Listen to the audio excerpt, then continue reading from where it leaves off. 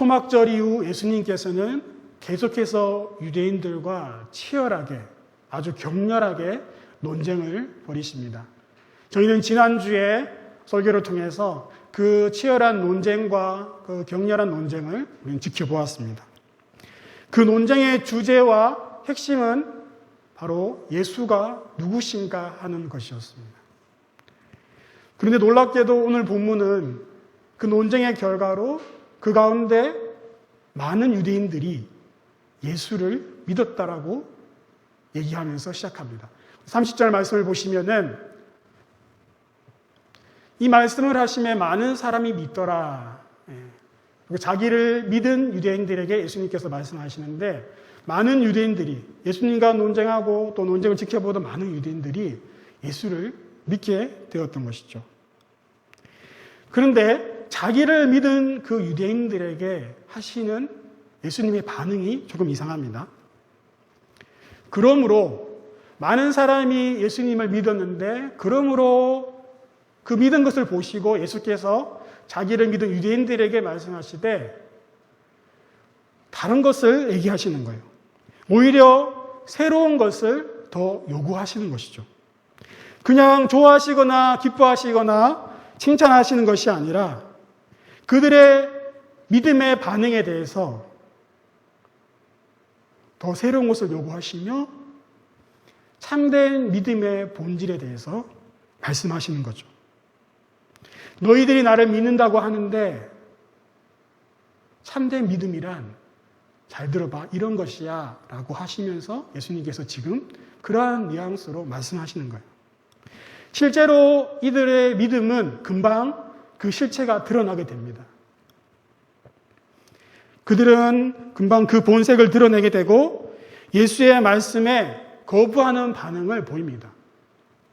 자신들의 율법과 생각, 특별히 자신들이 아브라함의 자손이라는 그 혈통적 유대인의 그 틀에 갇혀서 그것을 벗어나지 못하고 그 예수님의 말씀과 가르침을 결국 받아들이지 못하고 마지막 이 본문 8장의 마지막 59절에 그들이 오히려 예수님을 돌을 들어 치려 함으로써 이 본문이 끝나게 됩니다. 그래서 그들의 믿음의 그 본질을 예수님께서 꿰뚫어 보시고 참된 믿음의 본질에 대해서 말씀하시는 것이 바로 오늘 본문의 내용입니다. 그렇다면 예수님께서 말씀하시는 참된 그 믿음의 본질은 무엇인가? 31절, 32절 말씀을 보시면 너희가 내 말에 거하면 참으로 내 제자가 되고 진리를 알지니 진리가 너희를 자유롭게 하리라. 너희가 내 말에 거하면 자기를 믿는 유대인들에게 참된 믿음에 대해서 얘기하시면서 진짜 믿음이란 너희가 내 말에 거하고 그렇게 되면은 너희가 참으로 내 제자가 되고 그리고 진리를 알게 되고 그 진리가 너희를 자유롭게 할 것이다 라고 말씀하시는 거예요.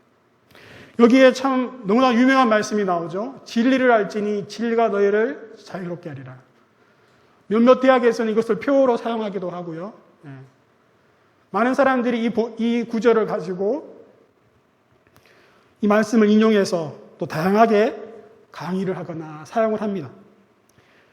그런데 정말 이 말씀을 하신 예수님의 그 진짜 의도를 아는 사람들이 별로 없는 것 같아요.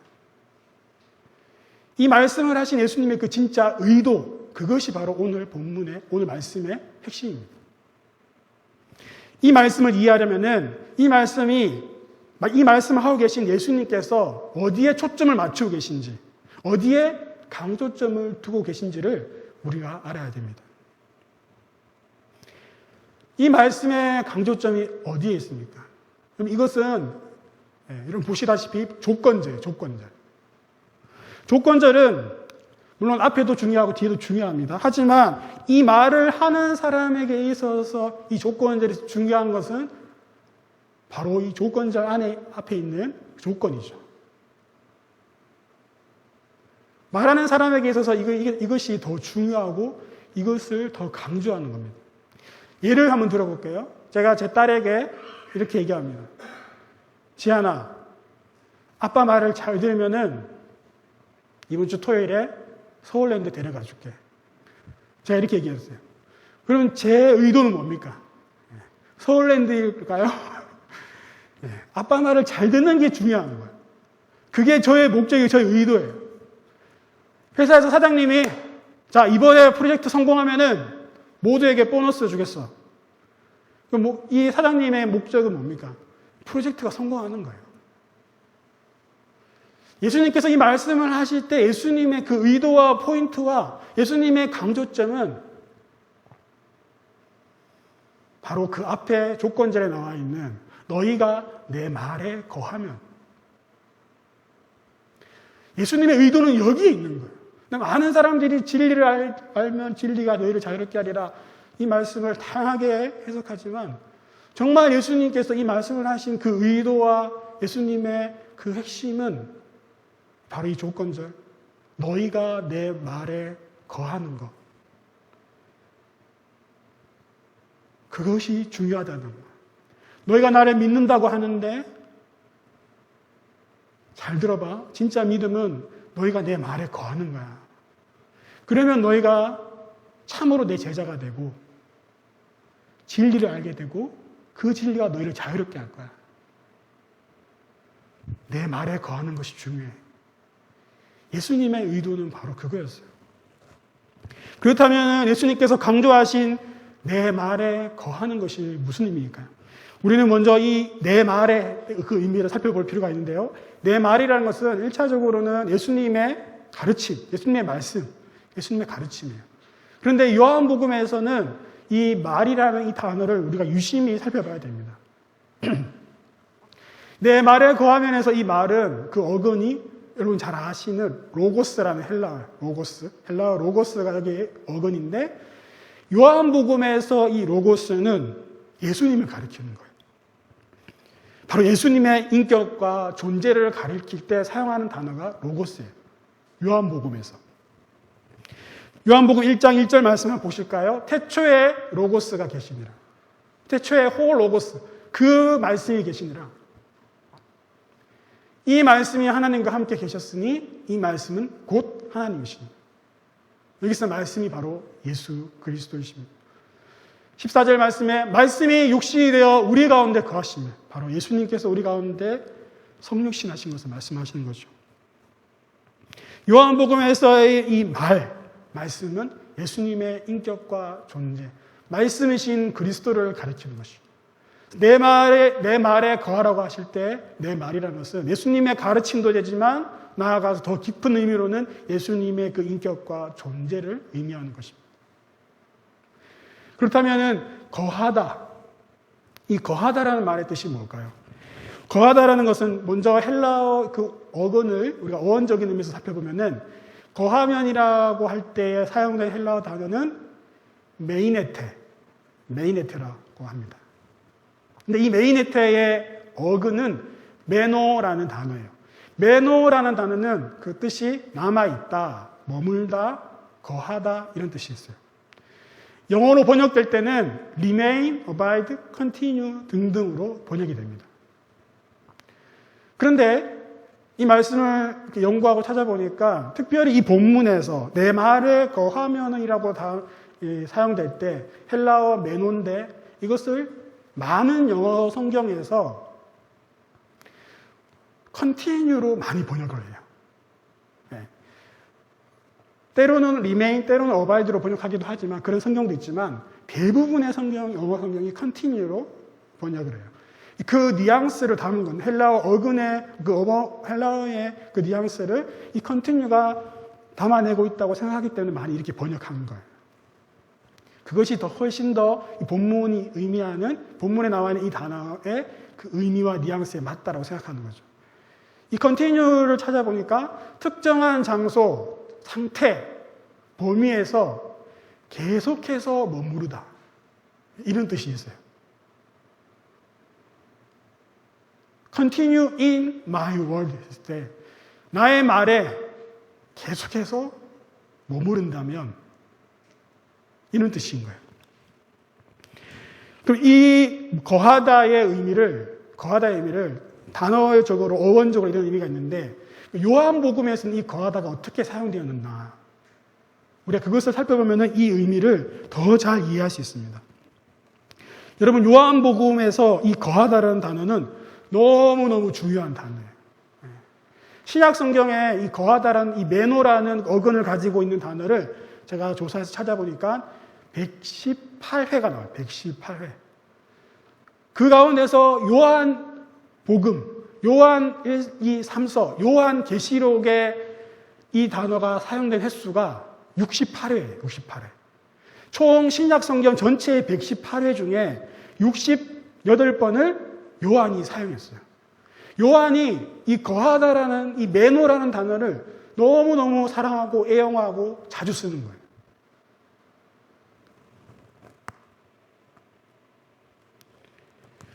요한복음의 전체 이 요한복음에서도 이 거하다라는 단어가 중심이 되는 단어라고 해도 과언이 아닐 정도예요. 그래서 이 요한의 거함의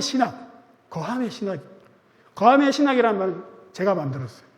제가 공부를 하면서 예전에 제가 몽의 신학 얘기했는데 2탄으로 거함의 신학이다.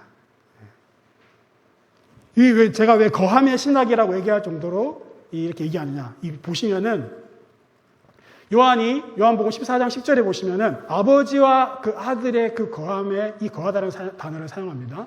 내가 아버지 안에 거하고 아버지는 내 안에 계신 것을 내가 믿지 아니하느냐 할 때 아버지가 아들 안에 거할 때, 아들이 아버지 안에 거할 때, 그리고 성령님과 예수님의 그 거함.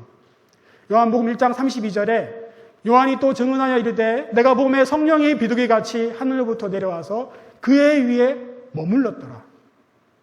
여기에도 이 거하다라는 메노라는 단어가 사용되었어요. 즉 이 메노, 거하다라는 단어는 요한에게 있어서 성부와 성자와 성령 하나님, 그 삼위 하나님과 그 삼위 하나님이 상호 거하고 머무르고 사귀고 교제하고 연합하는 그 의미를 담아낼 때 사도 요한은 계속해서 이 거하다라는 단어를 사용했던 거예요. 삼위 하나님의 그 연합과 사귐을 나타내는 그 단어로서의 거하다가 끊임없이 요한의 복음에 사용되었는데 그 단어를 예수님과 성도들 사이에, 예수님과 신자들 사이에 거하는 것으로 그 단어를 가지고 사용하는 거예요. 요한복음 6장 56절에 보시면 이런 말씀이 있습니다. 내 살을 먹고 내 피를 마시는 자는 내 안에 거하고, 예수님의 살을 먹고 예수님의 피를 마시는 자는 예수님 안에 거하는, 예수님 안에 계속해서 머무른다는 거예요. 여러분 잘 아시는 요한복음 15장 말씀은 거하다라는 말씀이 그냥 폭탄으로 나와요. 계속해서 거하다가 나와요. 내 안에 거하라, 나도 너희 안에 거하리라. 가지가 포도나무에 붙어 있지 아니하면, 여러분 보십시오. 가지가 포도나무에 붙어 있다고 사용할 때 그 단어의 어근이 똑같이 메노예요. 거하다예요. 우리나라 말로 번역될 때는 붙어 있다라고 얘기하지만 요한은 이 거하다라는 단어를 똑같이 사용합니다. 가지가 포도나무에 거하지 아니하면, 붙어 있지 아니하면 스스로 열매를 맺을 수 없음 같이 너희도 내 안에 있지 아니하면, 거하지 아니하면 그러하리라. 계속해서 5절부터 8절 말씀을 보시면은 계속 나옵니다. 그가 내 안에, 내가 그 안에 거하면, 사람이 내 안에 거하지 아니하면 가지처럼 밖에 버려져 마르나니 사람들이 그것을 모아다가 불에 던져 사르느니라. 너희가 내 안에 거하고 내 말이 너희 안에 거하면 무엇이든지 원하는 대로 구하라. 그리하면 이루리라. 너희가 열매를 많이 맺으면 내 아버지께서 영광을 받으실 것이요. 마지막에 뭐라고 하냐면은 너희는 내 제자가 되리라. 오늘 본문 말씀과 똑같죠. 내 말이 너희 안에 거하면 내 제자가 되리라. 너희가 내 말에 거하면 참으로 너희는 내 제자가 되고 진리를 알지니 진리가 너희를 자유케 하리라. 예수님 안에 거한다는 것, 예수님의 말에 거한다는 것이 바로 요한복음에서 이렇게 사용되는 거예요. 삼위 하나님의 연합과 사귐과 교제를 나타내는 그 단어가 예수님과 성도들 사이에 함께 연합하고 함께 사귀고 연합하여 거하는 그런 의미가 바로 이 거하다라는 의미예요.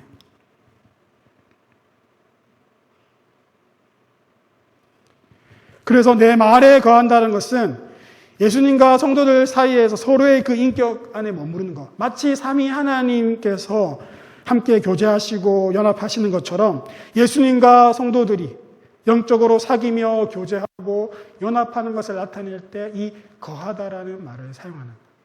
이게 바로 거하다는 의미인 거예요. 철저히 관계적인 용어인 것이죠. 그래서 참된 믿음의 본질을 말씀하시는 예수님께서 참된 믿음의 본질로서 너희가 내 안에 거하면, 자기를 믿는 유대인들에게 예수님께서 말씀하실 때 너희가 나를 믿는다고 하지만 참된 믿음이란 이런 것이야. 너희가 내 말에 거해야 돼. 단순히 지적으로 동의하거나 이례적으로 피상적이고 이례적인 그런 믿음이 아니라 예수님의 말씀과 가르침 안에 계속해서 머물면서 묵상하고 되새겨서 그대로 순종하는 삶, 그게 바로 내 말에 거하면이라는 거예요. 나아가서는 그 말씀이신 예수님의 인격과 존재 안에 계속해서 머물면서 그분과 영적인 사귐과 교제와 그 연합을 누리는 그 삶, 그게 바로 내 안에, 내 말에 거하면이라고 할 때 그 의미인 거예요. 예수님의 말에 거하다라고 했을 때 우리가 무엇을 생각하면 쉽게 이해되냐면은 우리가 아까 조금 전 봤듯이 요한복음 그 15장에 나와 있는 포도나무와 그 가지의 비유를 생각하시면 됩니다. 여러분, 그때 우리가 아까 살펴봤듯이 포도나무가 가지에 붙어 있다고 할 때 그 표현이 바로 똑같은 단어였어요. 거하다. 예수님의 말씀 안에 거한다라고 했을 때 우리가 예수님께 붙어 있는 거예요. 마치 포도나무에 그 가지가 붙어 있듯이 떨어지면 살 수 없는 그 관계. 그래서 계속해서 붙어 있는 그 모습이 바로 예수님의 말씀 안에 거하는 거예요.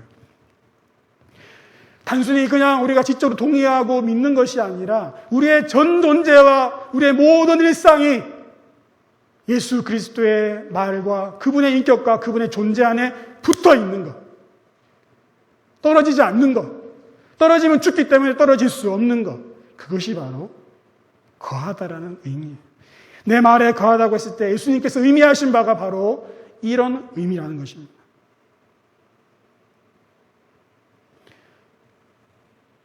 우리는 이 말씀 앞에서 우리의 믿음과 우리의 신앙을 돌아볼 수 있어야 됩니다.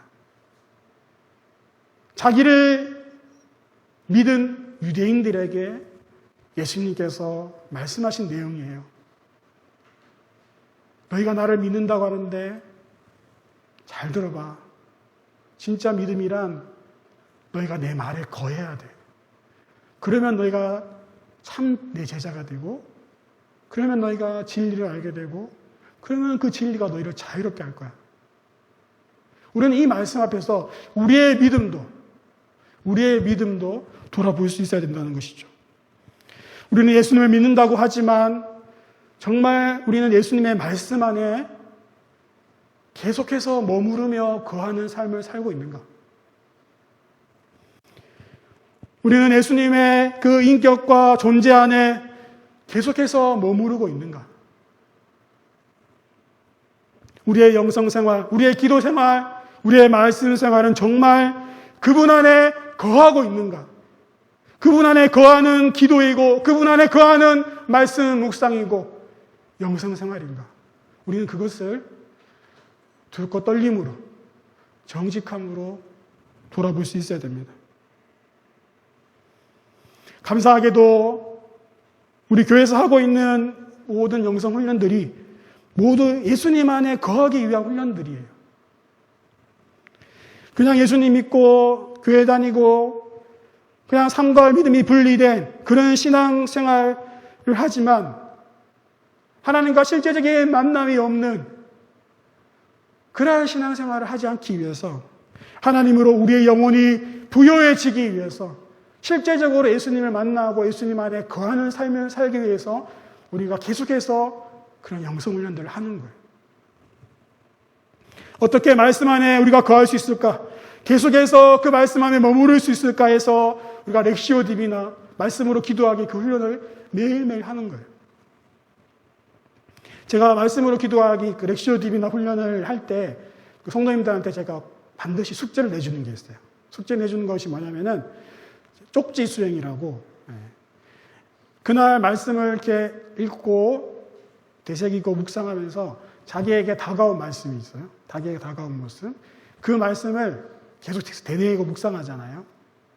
그러고 나서 끝나고 나서 그 말씀을, 자기에게 다가온 그 말씀을, 그 구절을, 그 단어를 쪽지에다가 적으라고 해요. 그리고 그 쪽지를 갖고 다니면서 하루에 회사에서 일하다가 아니면 버스 타고 가다가 지하철 타고 가다가 생각날 때마다 그 쪽지를 보라는. 여호와는 나의 목자시니 내가 부족함이 없으리로다. 그 말씀이 자기한테 와닿았다면은 그걸 쪽지에 적어서 생각나면은 여호와는 나의 목자시니 내가 부족함이 없으리로다. 그걸 계속해서 순간순간 되뇌이는 거예요. 그러면은 성도님들이 뭐라고 말씀하시냐면은 하루 종일 그냥 말씀 안에 있는 것 같아요. 말씀 안에 계속 머무르고 있는 것 같아요. 이걸 제가 어디서 알게 됐냐면은 수도원에서 수도사님들이 하시는 훈련 중에 하나예요. 쪽지 수행이라고. 수도사님들이 이렇게 하시는 훈련 중에 하나에서 제가 그래서 아이디를 얻어서 우리 성도님한테 한번 이렇게 숙제를 내줘 봤어요. 하신 분들은 많은 유익을 누렸다고 얘기를 하세요. 정말 하루 종일 그냥 그 말씀 안에 그냥 잠겨 있는, 머물러 있는 그런 효과가 있는 거예요. 어떻게 하면 우리가 예수님의 인격과 존재 안에서 계속해서 머무를 수 있을까? 그런 고민들을 하면서 우리가 항상 기도 세미나도 하고 항상 기도 훈련을 하잖아요. 항상 기도를 위한 하루 3번 기도의 기둥 세우기. 이게 바로 계속해서 하나님, 예수님의 그 인격과 존재 안에 머물기 위한 우리의 몸부림이고 우리의 훈련인 거예요. 예수님께서 항상 기도하라고 하셨기 때문에 그 예수님 안에 계속해서 머물기 위해서 우리가 그 리듬을 가지고 하루에 3번 그 리듬을 가지고 그렇게 예수님 안에 머무르는 훈련을 하는 거죠. 또한 침묵 훈련과 마주머문 기도를 통해서 우리는 예수님 앞에 머무르는 훈련을 예수님의 그 말씀, 예수님의 인격과 예수님의 그 존재 앞에서 가만히 머무르는 계속해서 머무르고 그분께 붙어 있는 그 훈련을 우리는 계속 하려고 하는 거예요. 많은 기도가 부르짖고 그냥 끝나버리니까 실제적인 만남이 없고 교제가 없고 그래서 어떻게든 그분 앞에 마주 머물고 그분 앞에 계속해서 붙어 있는 그런 기도를 하기 위해서 우리가 이런 마주 머물 훈련하는 거죠. 제가 이 중국에 가서 처음에 이제 중국에 갔을 때 목사님께서 다른 것 하지 말고 언어 배우고 1차 텀에서는 언어 배우고 또 한 가지 영성 훈련, 마주머문 훈련을 계속해라. 왜냐하면은 중국에서 제가 하려고 했던 그 사역들이 가정교회 그 지도자들에게 이 영성 훈련을 가르친. 중국도 많은 가정교회들이 많이 부흥하고 열심히 사역하고 이래요. 하지만 이 영적 지도자들이 이렇게 많이 지치고 또 점점 이렇게 번아웃되고 그런 지도자들에게 우리가 이 영성 훈련을 도와주고 또 훈련하기 위해서 네가 먼저 그것을 깊이 이렇게 쌓아라. 그래서 중국 가서 이제 그것만 했어요. 근데 처음에는 너무 힘들었어요. 열심히 이렇게 한국에서 열심히 사역하다가 이제 가게 되니까 너무 이렇게 불안한 거예요. 아무것도 안 하고 이게 막 좋은 게 아니라 막 우울증처럼 처음에는 이제 그렇게 오는 거죠. 근데 계속해서 그런 시간들 속에서 뭔가 해야 될 것 같고 뭔가 내가 아무것도 안 하고 있는 것 같고 하는 그 순간에 계속 끊임없이 하나님 앞에 머무르는 시간을 가졌어요. 처음에는 그것이 불안하고 힘들기도 하고 가만히 머무르는 것이 힘든 순간들이 있었지만은 어느 순간부터 그분 안에 가만히 있는 것이 편안해지는 거예요.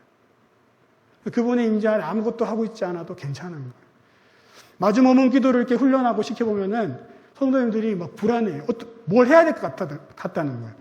도대체 그 시간에 내가 뭘 해야 되냐고. 아무것도 안 하셔도 됩니다. 그냥 예수님 앞에 머물러 계십시오. 그냥 예수님의 임재를 느끼시고 그분 앞에서 쉬십시오. 그분과 마주 머물시고 함께 계십시오. 우리는 그 훈련이 힘든 사람들이에요. 뭔가를 하려고 하고 끊임없이 뭔가를 하는 익숙한 사람들인 거죠. 그래서 가만히 머물러 있으라고 하면은 힘든 것이 저희들의 본성이에요. 그래서 처음엔 힘드시지만 끊임없이 이렇게 여러분들이 포기하지 않고 훈련하시면은 점점 그분 앞에 머무는 그 시간들이 익숙해지게 됩니다. 여러분 정말 이것이 귀한 훈련이에요. 그분의 말씀 안에, 그분의 인격과 존재 안에 우리가 머물 수 있는 그 훈련을 하는 거예요. 여러분 그냥 기도를 하실 때도 기도 끝나시고 예수님의 이름으로 기도합니다. 아멘 하고 바로 일어나지 마시고, 목사님이 지난번에도 가이드 해주셨잖아요. 반드시 1분에서 2분 정도는 가만히 머물러 있으라. 주님이 자기에게 뭐라고 말씀하시는지, 아니면 그 주님의 임재 가운데 그냥 가만히 함께 있어 보라고. 우린 너무나도 주님과 함께 있는 그 시간들을 힘들어하고 불안해하고 거부하는 반응들이 있어요. 그래서 우리는 이 훈련을 끊임없이 해나가야 되는 거죠. 이렇게 예수님의 말에 거하는 자, 그들에게 나타나는 결과가 세 가지가 있습니다.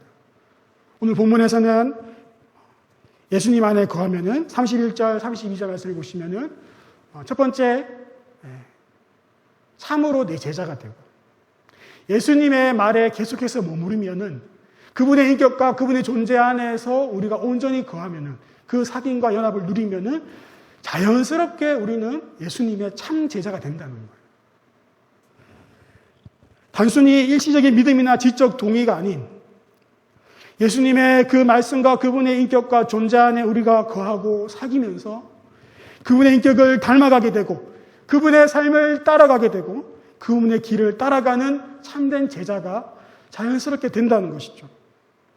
단순히 피상적으로 믿는, 믿음과 삶이 분리된 그런 그리스도인이 아니라 삶에서 예수를 따르는 제자가 된다는 것이죠. 또한 두 번째, 너희가 내 안에 거하면, 내 말에 거하면, 내 인격과 내 존재 안에 계속해서 붙어 있으면 진리를 알게 된다는 거예요. 이 진리가 무엇입니까? 우리는 보통 진리라고 그러면은 철학적인 개념, 과학적인 개념, 어떤 지식적인 개념에서 진리를 많이 생각합니다. 어떤 명계적 사실. 그러나 예수님께서 여기에서 말씀하신 그 진리의 진정한 의미는 바로 예수님 자신이에요. 오늘 본문 말씀 8장 36절을 보시면 이렇게 나와 있습니다. 그러므로 아들이 너희를 자유롭게 하면 너희가 참으로 자유로우리라.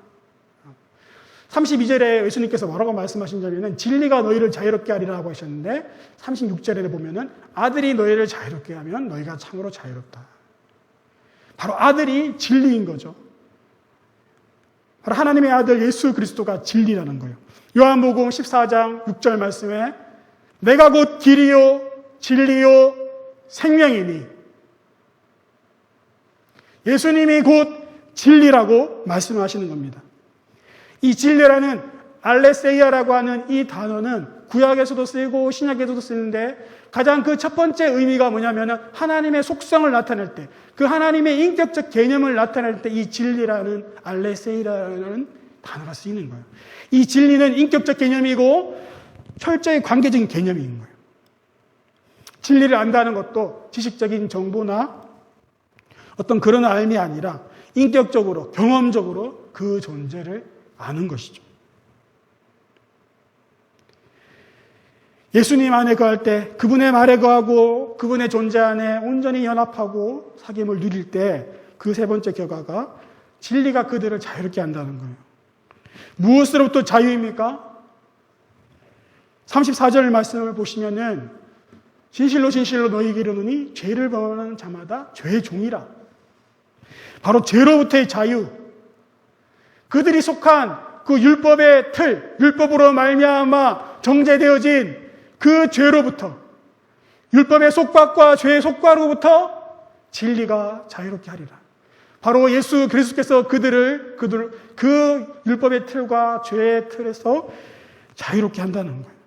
이것이 참된 믿음의 본질을 가진 자, 예수님의 말씀 안에 거하는 자, 예수님의 그 인격과 존재 안에서 계속해서 머무르면서 그분과 연합하여 사귀는 자에게 주어지는 놀라운 결과들입니다.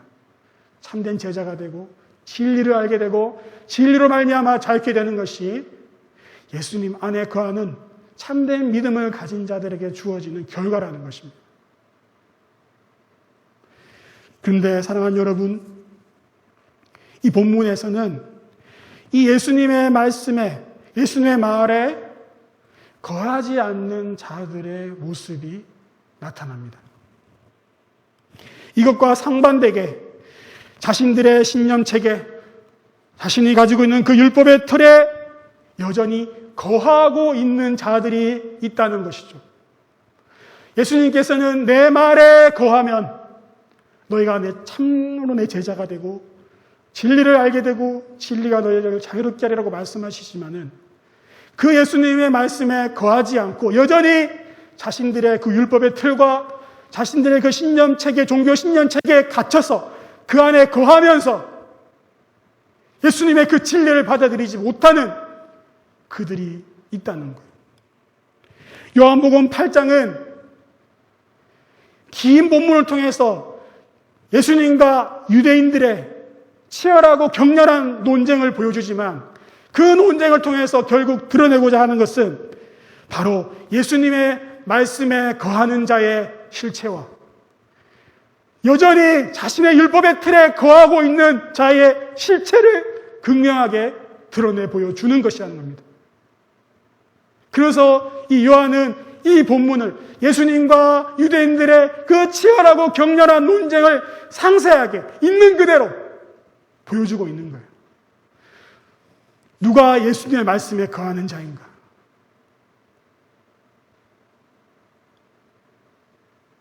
아니면은 여전히 율법의 틀에 갇혀있고 거하는 자인가를 보여주고 있는 것이죠.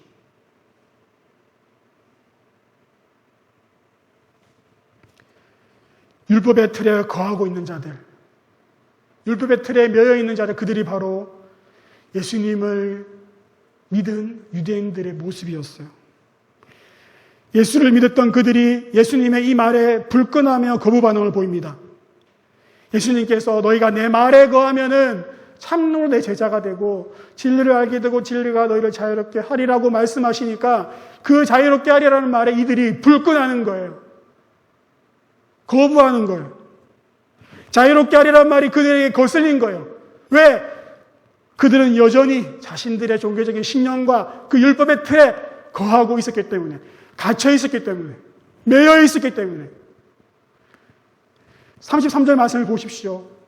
우리가 아브라함의 자손이라 남의 종이 된 적이 없거늘 어찌하여 우리가 자유롭게 되리라 하느냐.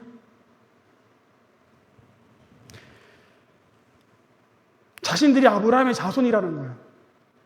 남의 종이 된 적이 없다는 거예요.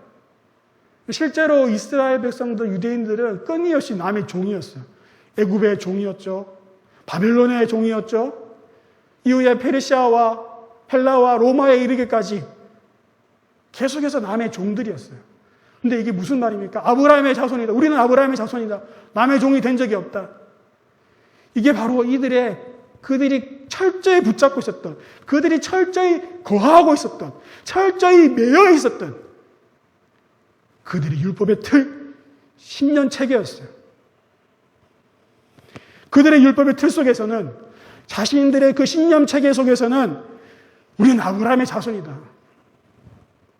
우리는 아브라함의 자손이기 때문에 자유한 사람이고, 하나님이 아브라함에게 약속하시며 주시겠다고 하신 그 유업, 하나님 나라를 우리는 받을 수 있는 사람이기 때문에 우리는 자유하다. 그런데 왜 우리한테 자유를 주겠다고 하느냐라고 하면서 따지는 거예요.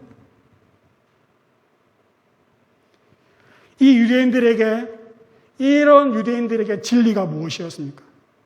자신들이 아브라함의 자손이라는 그 종교적 신념 체계, 그 율법의 틀이 이들에겐 진리였어요.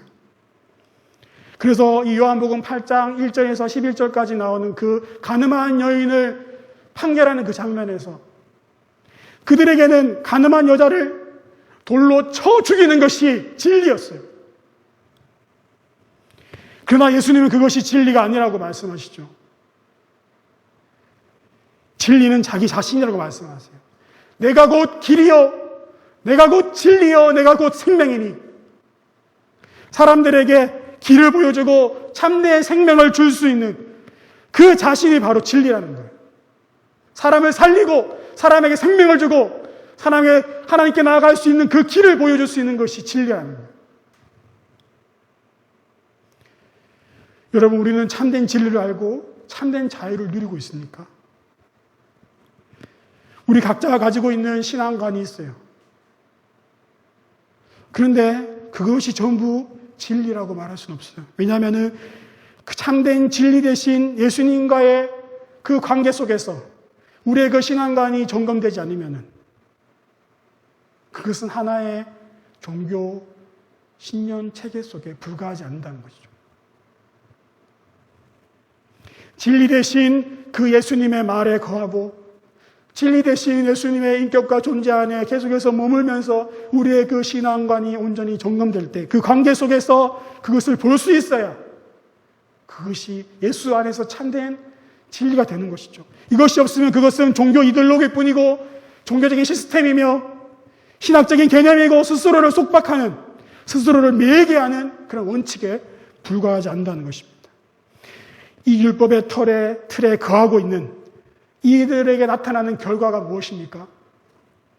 바로 율법의 매임, 34절에 나와 있는 그 죄의 매임, 죄의 종입니다. 예수님의 말씀에 거하는 자에게 나타나는 결과는 참된 제자요, 진리를 알게 되고 진리를 말미암아 자유롭게 되는 거였잖아요. 그런데 이 율법의 틀에 거하고 있는 자들에게 나타나는 결과는 죄의 종이라는 거예요. 죄에 매여 있다는 거예요. 자신들이 가지고 있는 그 율법의 틀과 율법으로 말미암아 정죄받는 그 죄의 틀과 종으로 매여 있다는 거예요. 그리고 그들이 그토록 자부심을 가지고 있었던 아브라함의 자손으로 하나님의 아버지의 집에 영원히 거할 수 있다고 자신했었던 그들에게 나타나는 결과는 뭐냐면은 아버지의 집에 영원히 거하지 못하는 것이죠. 종은 영원히 집에 거하지 못하대. 예수님의 말에 거하지 않으면, 예수님의 그 인격과 존재 안에 거하지 않으면 영원히 아버지의 집에도 거하지 못합니다. 자신이 가지고 있는 율법의 틀과 종교적인 신념 체계 속에 계속해서 거하면은 참된 진리이신 아들이신 그분이 주시는 자유를 누리지 못하고 결국 아버지의 집에 영원히 거하지 못하게 됩니다. 누가 아버지의 집에 영원히 거할 수 있습니까? 누가 자유를 얻어서 영원히 아버지의 집에 거할 수 있습니까? 바로 아들은 영원히 거할 수 있죠. 또한 그 아들의 말에 거하며 그 아들의 말에 계속해서 붙어 있어서 머무르며 그분과 연합하여 사귀고 교제하며 하나됨을 누리는 참 제자들에게는 진리를 알게 되고 진리가 주는 그 자유를 얻어서 아버지의 집에 영원히 거하게 되는 것입니다.